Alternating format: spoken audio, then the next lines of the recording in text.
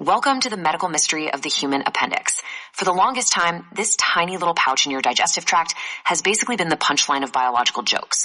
People thought it was just this completely useless evolutionary mistake, or worse, a ticking time bomb in your gut. But as we're going to see, the real story here is so much deeper, way older, and just brilliantly designed. Okay, so picture this. It's 2 a.m. You wake up and you instantly know something is very, very wrong. There's this dull ache in your lower right side. It definitely wasn't there when you went to sleep.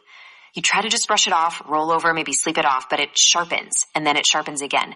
Pretty soon, the pain is so intense you literally can't focus on anything else. Next thing you know, you're being rushed to the ER. A doctor pushes on your abdomen, lets go, watches you wince, and just nods. Appendicitis. Boom. You're in surgery within the hour. The pain is gone, sure, but a couple of weeks later, you get that dreaded envelope in the mail. The final insult, an absolutely massive hospital bill.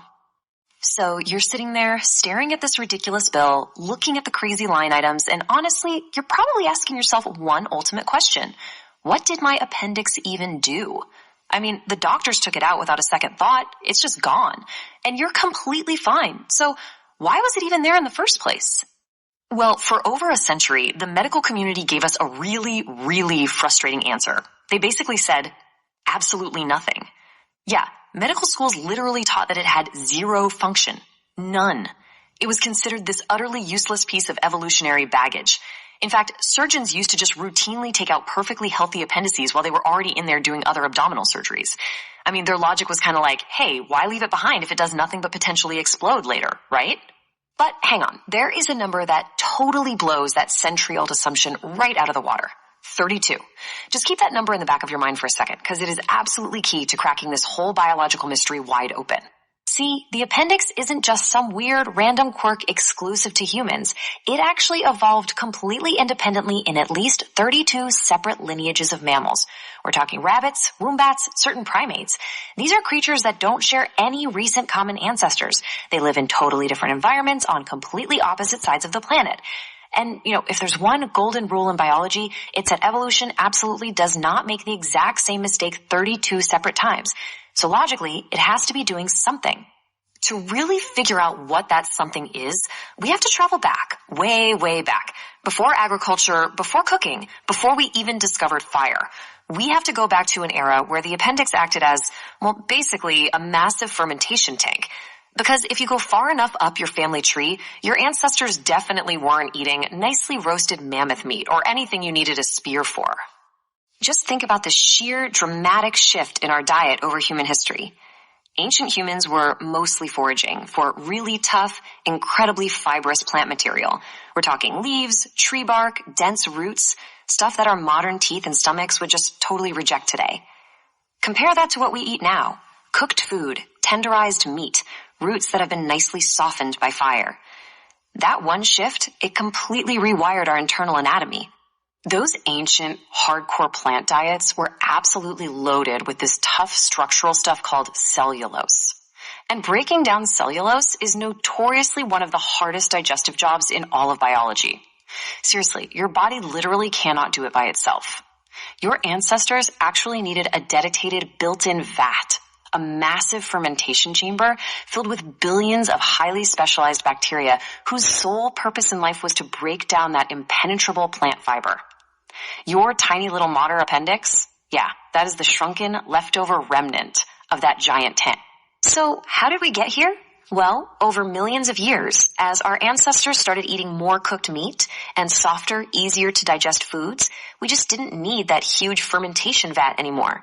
So, generation after generation, the organs slowly shrink. It just got smaller and slightly less critical to everyday digestion. By the time humans were riding horses and building ancient cities, the appendix had already whittled down to the little worm-like pouch that we recognize today. But here is where the plot actually thickens. This next phase is super interesting. That shrunken little organ didn't just give up and disappear completely. Nope, it pivoted. It snagged a brand new job description. In a harsh, ancient world that had literally zero hygiene or sanitation, it transformed into a microbial safe house. Okay, to really grasp this new role, you need to understand another mind-blowing number. 38 trillion. 38 trillion. That is roughly the number of resident bacteria that your digestive system is relying on to function right at this exact second. You basically have a staggering, massive ecosystem living right inside your gut. And let's be absolutely clear. These bacteria, they are not invaders. They are your biological best friends. They are essential allies. They break down your food. They produce vital vitamins that your body just straight up can't manufacture on its own. And they even train your immune system to tell the difference between a dangerous threat and a helpful friend. Put simply, without them, your body shuts down. Without them, you don't survive. But here's the catch. In the ancient world, keeping that delicate ecosystem of 38 trillion bacteria alive was insanely dangerous.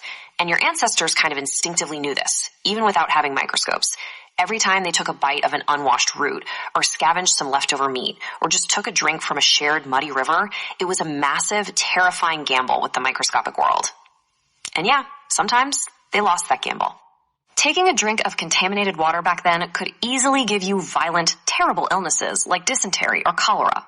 And that triggers what biologists call a gut reset to zero. It is exactly as bad as it sounds. A violent illness essentially forces your body to rapidly and completely empty your entire digestive tract just to flush out the pathogen. But the collateral damage? All of your life-saving essential bacteria get completely flushed out right along with it. In a world before, probiotic yogurt and modern antibiotics, just surviving the actual infection was only half the battle. Because if you couldn't replace those gut bacteria, the aftermath was 100% fatal. And that brings us right back to the appendix's new job. Fast forward to 2007, researchers at Duke University dropped a bombshell idea that basically rewrote the medical textbooks. They coined the exact phrase, a microbial safe house. They argued that, hey, the appendix isn't useless at all. It's actually this incredibly strategic, highly protected bunker for your gut microbiome. Here is exactly how this genius biological mechanism played out. When a nasty infection violently purges your gut, the appendix springs into action. Because it's safely tucked away in this little cul-de-sac completely off the main highway of your digestive tract, it securely holds on to a backup colony of your essential bacteria. It keeps them safe in reserve. Then, once the deadly infection has finally cleared out, those surviving bacteria migrate right out of the appendix and safely repopulate your intestines. You literally survive because your appendix had your back. So, if it is this heroic, life-saving backup generator, why on earth do we treat it like an expensive, painful nuisance today? Well, the truth is, human progress has essentially made the appendix totally jobless. Think about it. Today, we've got an entirely new set of countermeasures. If you live in a developed nation, sanitation and clean drinking water are just standard.